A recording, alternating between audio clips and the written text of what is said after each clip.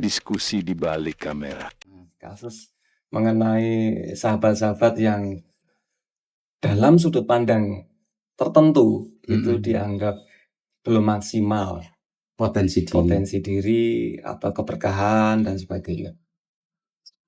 Saya pengen tanya sebenarnya, karena ini kan ada satu pernyataan dari panjenengan bahwa untuk teman-teman kita yang mau berubah, artinya ada teman-teman yang menganggap tidak perlu berubah. Karena sekali lagi keberkahan, kebahagiaan, kekayaan, keberlimpahan itu ada perspektif masing-masing. Karena nilai itu setiap manusia ada kemungkinan berbeda-beda. Ya, makhluk mungkin memang kita. Ya kan? Karena proses internalisasi diri itu kan berbeda-beda. Tadi umpamanya di lingkungan santri itu pasti ada nilai yang ditumbuhkan. Saya bilang ditumbuhkan sih karena memang dalam konteks sengaja untuk diberikan pengetahuan tersebut. Ya. Saya nggak ingin bilang doktrin sih, tapi mungkin iya sebenarnya gitu kan. Bahasa halusnya. Tapi yang menarik adalah apakah teman-teman semua itu memang ingin berubah atau butuh berubah? Ini saya bicara dalam konteks struktural dan fungsional. Karena itu pasti berbeda antara butuh dan ingin itu berbeda sekali. Betul. Dan nanti hasilnya pun pasti akan berbeda ketika menjalani. Karena nanti kan tumbuhnya pada kesadaran akhirnya. Balik ke diri sendiri lagi ya. Seperti kata Gus tadi kan, balik diri sendiri. Betul. Nah, pertanyaan itu sekali lagi. Jenengan yang ingin mengubah, bukan merubah ya, karena tidak ada kata merubah, tapi mengubah. Jenengan yang ingin mengubah teman-teman tersebut, atau memang ada keluh kesah dari teman tersebut sehingga ingin berubah, atau hanya berkeluh kesah kok ini tadi kan gitu ya, seperti ya takdir ya, kayak ini yang tercampur dengan nasib tadi. Nah, pertanyaannya itu sebenarnya karena ketika seseorang itu sudah ada keinginan untuk berubah, betul. Itu langkah awal sebenarnya. Modal utama. Iya, karena kesadaran. Tapi kalau belum ada muncul, dan itu hanya dari perspektif kita, itu kan yang bahaya nanti. Sehingga akan susah ketika masuk ke dalam masing-masing person tersebut.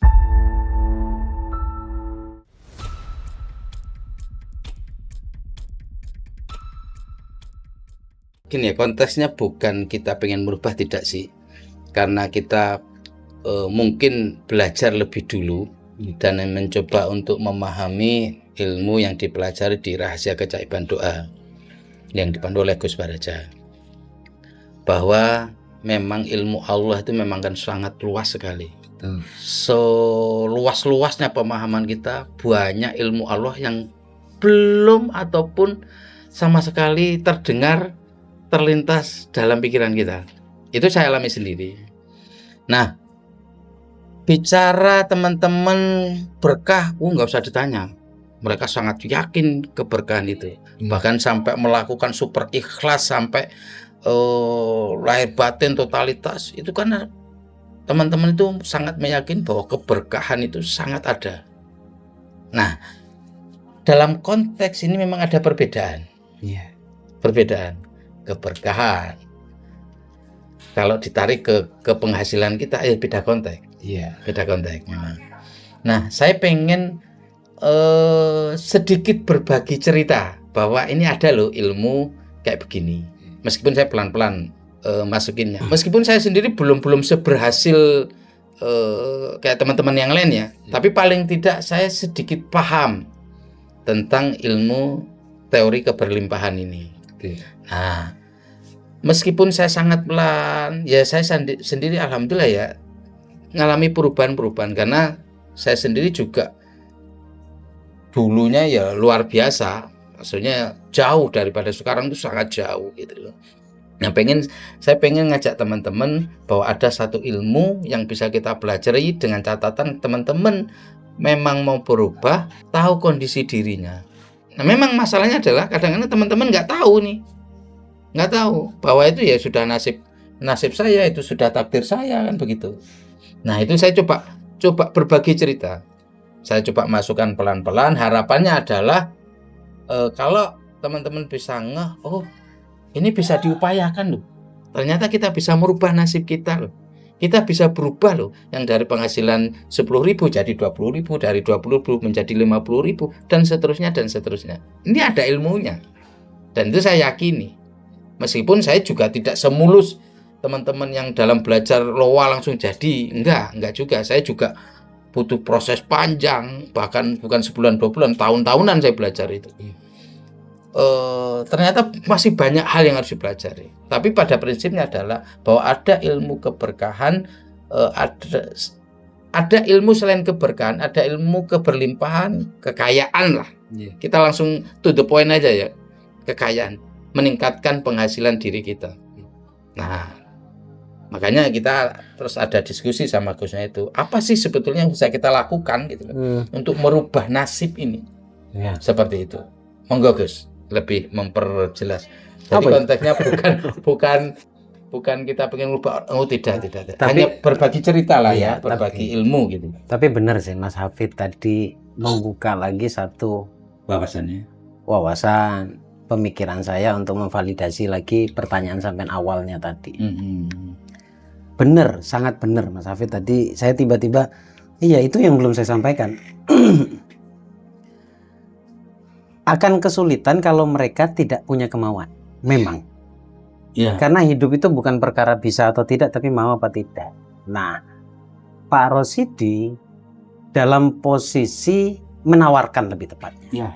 Menawarkan ternyata ada loh orang bisa berubah. Dan semua orang tuh bisa berubah gitu. Betul. Nah, cuma yang dari pertanyaannya Mas Hafid tadi itu kan, ada orang-orang yang belum mau ke situ. Dia masih nyaman dengan zonanya. Atau lebih tepatnya enggak. Iya. Nah, jawaban saya nanti ke situ. Mereka lebih nyaman pada zonanya sebenarnya. Nah, akhirnya Pak Rosidi menawarkan dengan harapan mereka bisa bertumbuh gitu kan. Betul. Tapi benar Mas Hafid bilang, tak ulangi, bahwa ini bicara kemauan. Mereka akan bisa ketika mereka punya kemauan. Nah, sayangnya itu tidak terungkapkan secara langsung. Kalau ditanya mereka butuh atau tidak, butuh mereka. Betul. Ya kan? Sangat butuh. Nah, dari kebutuhan itu muncullah keinginan. Ya kan? Butuh. Cuma mereka kan masih dalam keadaan pemikiran bahwa ini takdir. Sehingga mereka nggak bertanya itu. Kalau ilmu Jawa jatah. Iya, wes jatahku kayak gini gitu. Wah, jatahku. Gitu kan? Nah, itu sebabnya di situ. Makanya kita harus pinter menyampaikan rule-nya di mana nih. Dimulai dari mana dulu. Nah, masuklah ke pertanyaan sampean tadi. Bahwa mungkin lebih tepatnya kita kasih tahu dulu, masuk ke permasalahan mereka. Dan mereka punya permasalahan apa dulu? Kadang kita nih ngomongin tentang cinta, mereka nggak butuh itu, mereka butuh uang. Ekonomi. Nah, ya kan? Ekonomi. Kalau ternyata memang ekonomi permasalahan mereka, baru dikasih pemahaman. Kan ada orang yang curhat secara langsung, ada orang yang memendam, tapi kita punya kemampuan melihat permasalahan mereka. Ya kan? Kan gitu kan? Sampai melihat permasalahan mereka. Sebenarnya mereka butuh nggak butuh. Nah, makanya dari kebutuhan mereka ngobrolnya harus benar nih. Diajak ngobrol pelan-pelan, diberi pengetahuan. Nah, dari situlah akhirnya kebutuhan mereka tuh kelihatan. Nah, oh iya, tenan Pak. Bisa tak Pak? Bisa, tapi enggak langsung kalian bisa. Kalian harus paham dulu nih. Kayak enggak bim salabim lah ya. Iya. Pahamnya apa? Pertama, kalian harus punya kemauan dulu. Kan gitu Mas Hafid ya? Iya, jadi investigasi dulu maksud Iya. saya. Betul. Jangan Bahaya, langsung bawa sensitif sekali. itu keluar, kita tidak bisa. Sensitif karena kesannya nanti kita bisa dianggap mengecilkan mereka Dan menyalahkan mereka. Ini yang perlu diantisipasi. Yang kita takutkan bahwa mereka akan berpikir, jadi menurutmu apa yang saya pikirkan tentang agama itu salah? Nah, itu Karena nanti akhirnya bicaranya kan ke situ. jadi perang badar ini. Gitu. Iya, betul. Efek terburuknya mereka jadi nggak ngajar nanti. Wah, ini pemahaman sing sesat. Makanya berat ini. iya, harus pinter masuknya. Nah, barulah kita kasih tahu bahwa manusia itu dengan segala potensinya. Oh, bisa. Kasih contoh kasus apa yang paling jelas terjadi dalam hidupnya karena dasar pikiran dan perasaannya. Itu pun sensitif, Bos. Sensitif juga. Contoh. Bicara ekonomi kan, Oh, simpel, lah Pak. kan langsung menjurus ke Iya. di tempat tinggalnya lah, Betul. untuk hariannya lah. Karena itu dicari dulu akarnya, Pak. Iya, akarnya. Kalau sudah ketemu akarnya, tapi itu harus terungkap. Jadi Iya. kayak mancing. Betul. Mancing orang tersebut tuh berkeluh kesah sebenarnya. Kita memancing orang itu curhat. Iya. Betul, maksudnya kalau kita ungkapkan langsung pun tutupin kan bahaya. Makanya sensitif. kita gunakan keyakinan mereka. Kita jangan gunakan senjata kita, tapi gunakan keyakinan mereka, senjatanya mereka, kepercayaan mereka. Kayak contoh, Gusti Allah iku piye-piye iku tergantung pikirannya dewi loh. Maha menyembadani. Nah, dia akan meyakini itu. Iya sih. Jadi kalau pola hipnosis itu, Mas, nggak bisa seketika saya labrak. Nggak bisa. Saya harus sepakat dengan katakanlah kesalahan dia. Iya sih, benar itu. Sepakat Padahal dulu. salah tuh. Buat dia nyaman dulu, karena orang itu nalurinya nggak mau disalahkan. Betul. Itu naluri asal loh, yang nggak bisa diganggu gugat. Nah, ketika kita berusaha sepakat dengan pemikirannya, baru nanti di beberapa celah kita masuk. Ini loh, menawarkan bukan nyalahkan. Iya. Gusti Allah ki ngene. Ki kan jenengan juga ngaji. Quran mengatakan ngene. Nah, ketika mereka sudah bisa nyaman di situ, baru diberikan pemahamannya. Tadi itu balik lagi bahwa mereka harus tahu dulu potensi dirinya. Kalau mereka sudah tahu potensi dirinya, mereka punya gairah, punya kemauan untuk merubahnya. Nah, yaitu tadi pakai yang paling jitu tuh innallaha la yughayyiru ma biqaumin hatta yughayyiru ma bi anfusihim. Allah tuh nggak akan merubah nasibmu loh. Kalau bukan kamu dulu. Nanti jatuhnya baru itu muncul kan. Nah, apa ya yang harus saya rubah? Mungkin itu pertanyaannya. Iya. Nah, baru pikiranmu menentukan sesuatu, perasaanmu menentukan sesuatu. Kayak ucapanmu. Itu kan Kanjeng Nabi loh yang ngendikan. Kullu kalam ad-du'a. Ucapanmu doa. Nah, selama ini ucapanmu benar, pendungamu rezekiku dilancar nih. Tapi hatimu menjadi pondasi awal. Nah, baru dikali. Ono keyakinan golek duitku angel kan. Ono keyakinan wong sugihku jahat enggak. Nah, itu akan tergali. Pasti dari sekian banyak contoh kalimat ada nyantol di mereka. Problem ini kun. Yeah. Nah, terus piye? Nah, kasih kata tapi. Uang itu tidak dibawa mati. Tapi manfaat punya uang dibawa mati. Masuk ke kesadaran dulu. Kesadaran dulu. Kesadaran dulu. Jadi Pondasi kemauannya sih benar Mas Hafid tadi. dilihat akarnya dulu. Betul. Akar masalahnya apa sih? Problem. Apa problem dari mereka kan gitu.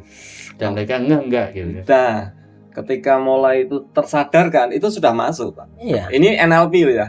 Ya, Ini iya. udah Neuro Linguistic Program sebenarnya. Itu kan bahasa pemrograman otak. Jadi kita cari tahu dulu, Betul. investigasi dulu, kita punya data itu yang kita kumpulkan. Kan hipnoterapi dasar itu, Pak. Bagus. Hipnoterapi itu dibagi dua, Mas. Iya. Pertama, kita datang ke klinik, langsung terapi, kasih sugesti. Iya. Oke, 1 bulan oke lah. Setelah itu akan kumat lagi. Kumat. Tapi kalau hipnoterapi yang menarik sampai ke akarnya dulu, ini akan permanen. Permanen. Nah, inilah yang sulit ditemukan kecuali 4 mata. Jatuhnya pada kelas-kelas privat. Iya. Kita harus bisa menemukan problemnya. Problem dasarnya apa? Kalian tahu nggak? Untuk membuat potensi diri itu semakin berlimpah, ternyata ada dinding pemisah nih. Saya mau masuk ke kamar ini, ada dinding ini, tidak menemukan pintunya, tidak bisa masuk. Nah, supaya saya menemukan pintunya di mana? Nah, itu kita cari sama-sama. Kayak tadi yang saya ngobrol, temukan akar masalahmu dulu apa. Karena problemmu hari ini bukan itu masalahnya sebenarnya. Jauh sebelum itu, ini cuma pemicu, bukan pemicu, dampak saja. Efek. Ya? Efek. Nah, kayak gini Pak, kalau kita ngomongin uang, bocoran dikit lah buat teman-teman. Dikatakan cinta, tandanya orang cinta itu karena memikirkan sesuatu itu berulang. Contoh sederhananya yang sering saya sampaikan. Kalau saya bilang cinta ke istri saya, tapi ternyata saya pikirkan perempuan lain, itu cinta apa cinta? Bohong kan? Bohong kan? Siapa yang mengatakan sekarang di dunia tidak suka sama uang? Semuanya akan sepakat suka sama uang. Tapi pertanyaannya, apa yang dia rasakan berulang? Apakah benar keberadaan uang atau menghina uang? kalau kita ngomongin uang. Nah sayangnya yang dirasakan itu tidak sesuai dengan apa yang dipikirkan. Nah kalau bicara kekuatan, porsinya ini, lisan, pikiran, hati. Ini yang paling kuat. Yang tersambung ke alam ini, bahkan ke Tuhan ini, bukan fisik kita. Nah perasaan kita ini tidak benar-benar menyukai uang, bahkan kita melaknat uang. Uang gak dibawa mati. Delon ta wong sugih ku medhit. Wong sugih iku hisapnya panjang, walaupun itu benar. Benar itu. Oh itu kata Kanjeng Nabi, termasuk Abdurrahman bin Auf kan pernah dikatakan engkau akan untuk masuk surga. tertatih-tatih merangkak ke surga. Kenapa? Hisapnya panjang. Tapi kalau hisapnya panjang ternyata semua hisap benar, ya indah juga pada akhirnya. Ingat ya, miskin itu lebih dekat dengan kekufuran. Maksudnya tidak bersyukur. Ya. Betul. Orang anak surga buat orang yang tidak bersyukur. Karena orang miskin sombong banyak. Tidak cuma sing sugih. Banyak. Nah, masuk ke langkah berikutnya apa? Jadi apa nih yang Sebenarnya kan kalau setelah- langkah berikutnya tadi sudah dijelaskan sama Gus. Nah, apa begitu, Mas Hafid? Jadi saya hanya ingin menambahkan proses awalnya aja Ya. tadi. Ya, Hanya langkah awalnya. Kemauan itu penting sih. niatnya ya. Niatnya. Niatnya teman-teman itu terus tahu potensi diri apa tidaknya, mau apa enggaknya. Lebih naifnya lagi, jangan-jangan juga dia nggak tahu nih. Kasih contoh sederhana. Dia. Kita oke lah, nggak usah bahas kekayaan dulu lah. Kita dari sakit kalau nggak punya niat sembuh, nggak sembuh loh Pak. Betul. Kesungguhan, kemauan, sama dengan keberlimpahan atau lancarnya rezeki atau kekayaan atau apa. Kalau nggak punya kemauan nggak bisa. Orang itu akan berubah karena kemauannya. Nah, saya kira pertanyaan basicnya mau nggak? Padahal clue-nya sudah kita buka. Iya. Kalau mau, nggak harus ke saya. Pengembangan diri itu banyak. Teman-teman saya banyak. Tinggal pilih lah ya. Tinggal pilih kalian itu lebih suka siapa yang menjelaskan. Karena sepinter apapun yang menjelaskan, kalau kita sudah nggak suka, nggak masuk.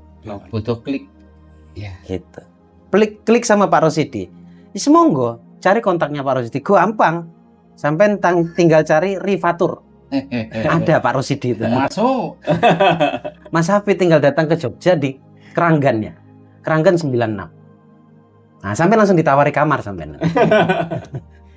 Ya mudah-mudahan obrolan ini membawa manfaat itu kan, bahwa teman-teman yang mau berubah, ada keinginan, niat sungguh-sungguh, paham posisi kondisi sekarang ini kita di mana, paham. Nah, paling tidak ada acuan yang diobrolin dan digarisbawahi sama Gus Baraja. Ada problemnya memang. Gini. Ya. Ini menjadi kekhawatiran kita bersama. Untuk santri udah tahu sekali ini. Ini dijelaskan di beberapa kitab bahwa ada sebuah makalah mengatakan begini. Ketika kalian mencintai sesuatu, maka kalian harus siap menjadi hamba dari yang apa kalian cintai. Ini yang ditakutkan. Jadi ketika kita mencari atau ingin punya uang banyak, kita khawatir, kita cinta pada itu. Kita jelas dong, orang punya keinginan punya uang banyak berarti kan dia belum punya. Nah, ketakutan karena ini loh, jadi hamba. Jadi akhirnya kufur, kafir jadinya kan. Yang ditakutkan itu. Padahal kalau kita maintain dengan baik, kita punya kekayaan, tidak harus kok kita simpan di hati. Tidak harus. Makanya diiringi dengan spiritual. Bisa apa enggak? Bisa. Yakin saya bisa. Jadi maksudnya dalam ilmu pengembangan diri itu tidak melekat, Pak. Iya. Menghilangkan kemelekatan. Kita dengan kebiasaan kita juga bisa melekat, Pak. Ngerokok melekat saya, Pak. Kemelekatan yang saya berdalih segala macam. Enggak, kalau saya ngerokok itu membuat saya pintar. Itu dalil saja bagi saya. Dalil yang saya buat. Membela diri aja. Membela diri aja. Padahal nggak ngerokok saya juga bisa gitu. Sebenarnya gitu. Itu jadi takutnya cuman itu, takut harta itu menguasai rumahnya Tuhan, rumahnya Allah yang kita sebut dengan hati. Oke. Nah, jadi begini teman-teman. Jadi sebenarnya Pak, saya nih. Oke, siap. Jadi sambil dipegang. sebenarnya dari awal itu mungkin hampir di semua budaya, hampir saya bilang karena saya belum melihat semua budaya mengenai uang, orang menyingkiri uang, menghindari uang itu sebenarnya sudah tertanam sejak kecil. Iya. Contohnya ketika kita pegang uang, orang tua kita minta cuci tangan, cuci Ya. tangannya kotor. Sebenarnya secara tidak sadar kita menangkap bahwa uang itu kotor. Iya kan? Iya. Ketika uang itu kotor, Ini doktrin baru yang pernah saya dengar. Ini tapi masuk benar. betul, memang seperti itu udah di hampir semua budaya, makanya saya bilang uang itu kotor, itu tertanam sehingga kita menghindari itu pada akhirnya, menghindari untuk berusaha mendapatkan uang katakan atau mendapatkan lebih globalnya kekayaan ya kalau yang Iya. dalam konteks ini. Padahal ada juga yang mempraktekkan ketika punya uang cium nak sebagai tanda syukurmu. Nah, Orang-orang itu seperti budaya. itu berlimpah hidupnya. itu budaya terbentuk dari Doktrin. doktrin sejak kita kecil, nggak sadar itu. Betul. Betul ya? Itu tertanam sekali. Kayak opini pindah kok. Enggak, tapi saya tiba-tiba makanya tadi baru ini ya. saya bilang ada yang tidak saya ketahui, lawan bicara saya ketahui. Betul. Makanya Jadi saya makin- dalam makin diskusi, mel- saya makin nggak melengkapi basa-basi. ya. Iya, nggak basa-basi Mas Hafid. Iya. Ketika saya diskusi dengan siapapun, saya selalu ngintip, pasti ada ilmu di pikiran dia. Siapapun, hatta itu anak kecil. Karena ini ulama mengatakan jangan lihat siapa yang menyampaikan, tapi Betul. dengarkan apa yang disampaikan. Ilmu. Gitu. Saya menghargai. Makanya tadi itu iya ya, doktrin lama kita yang kita tidak Iya. sadar. Habis pegang uang, cuci tangan. Kok kayaknya kotor nih uang itu. Iya. Itu. Ada lagi mungkin. Ada, coba tawarkan ke saya doktrin apa masalah. Ada doktrin yang sejak kecil, tapi ini bukan masalah kekayaan, tapi Iya, lebih iya. ke masalah kita selalu blaming Blaming, keadaan ya. blaming, iya. Keadaan. Kita menyalahkan pihak lain, bukan diri kita sendiri untuk Iya. mengkoreksi. Iya. Contohnya, ketika kita jatuh waktu kecil, mungkin ada yang mengalami, mungkin ada yang enggak. Tapi ketika kita jatuh, orang tua kita kadang-kadang bilang diinjak kataknya, Iya. diinjak. Itu kataknya itu. Nah, itu sebenarnya sudah mengajarkan sejak kecil kita untuk tidak mengkoreksi diri, tapi menyalahkan orang lain. Setuju saya. Pada akhirnya sama aja tadi, nasib ini sudah takdir. Iya. Lu nyalahi Gusti Allah itu kalau Iya, takdir. secara itu. tidak langsung. Iya. Iya, betul banget itu. Nah, manusia itu memang tidak semuanya sih. Artinya lagi-lagi karena doktrin. Kita selalu dibiasakan ketika kita mengalami sesuatu yang buruk apapun itu, yang kita cek pertama kali bukan internal tapi eksternal. Betul. Yang kita baca langsung eksternal. Seakan-akan kita sudah maha benar. Iya. Gitu. Saya sudah melakukan hal yang benar, berarti ini dari luar. Iya. Nah, sekarang kondisi kekuranganmu karena siapa? Ya karena kita sendiri. Kalau karena kita sendiri sebenarnya ada poin positifnya apa? Berarti kamu punya kesempatan untuk merubah itu. Oke. Teman-teman, Bapak Ibu, Saudara semuanya, se-Indonesia Raya dan sedunia. Saya nggak sadar kalau direkam. Mari kita simpulkan dulu, Gus. Supaya ini tidak terlalu panjang perdiskusian ini. Kita rangkum dulu. Dan teman-teman, kita sama-sama belajar ya, bukan berarti kita sudah paling lihai di sini. Kita sama-sama belajar dan coba menggali wawasan demi wawasan yang sudah kita pahami. Dan konteksnya adalah bukan mengajari, konteksnya bukan menggurui, tapi berbagi pengalaman. Mudah-mudahan membawa manfaat. Kita tarik kesimpulan, kita tanya Gus Baraja. Hal yang didiskusikan tadi, kesimpulannya adalah apa gitu. Siapapun yang mau berubah, siapapun yang ingin merubah dari kondisi yang sekarang menjadi yang lebih baik, baik ekonomi maupun di rumah tangganya, keharmonisan maupun di apapun, tinggal konteks permasalahan teman-teman di mana. Hal yang paling mendasar adalah apa? Nah, kita dengarkan bareng-bareng kesimpulan dari Gus Baraja. Oke? Ya, kesimpulannya sederhana. Kita tarik dari diskusinya kita, setiap orang berpendapat tadi dan mengeluarkan ilmunya masing-masing. Mas Hafid bilang harus punya kemauan dulu. Satu. Kemudian yang kedua adalah mengetahui akar masalahnya. Problemmu apa sebenarnya?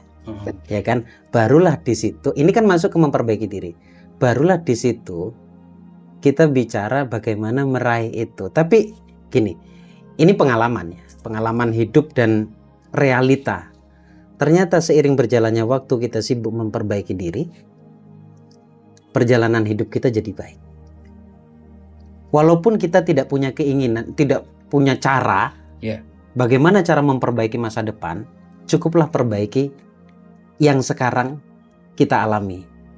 Makanya closing ya, waktu itu dibagi 3. Masa lalu, sekarang, masa depan. Masa lalu itu identik dengan penyesalan. Masa depan identik dengan ketakutan. Yang hilang adalah masa sekarang, merasakan keadaan sekarang, present now bahasanya. Tidak menikmati. Akhirnya ketika kita tidak menikmati, yang muncul adalah keluh kesah atau kufur. Akhirnya kita kehilangan senjata untuk meraih atau meraih masa depan, memperbaiki masa lalu. Ini kan dari pikiran kita sebenarnya. Senjatanya ada di menikmati masa sekarang. Itu loss dari hidup kita. Oke. Mudah-mudahan bisa diterima dan dipahami sebagai media belajar. Nggak harus diterima sih. Iya, nggak harus diterima juga Nggak sih. harus diterima. Kita cuma berbagi pengalaman, bukan berarti kita yang paling oke di sini, tidak ya teman-teman.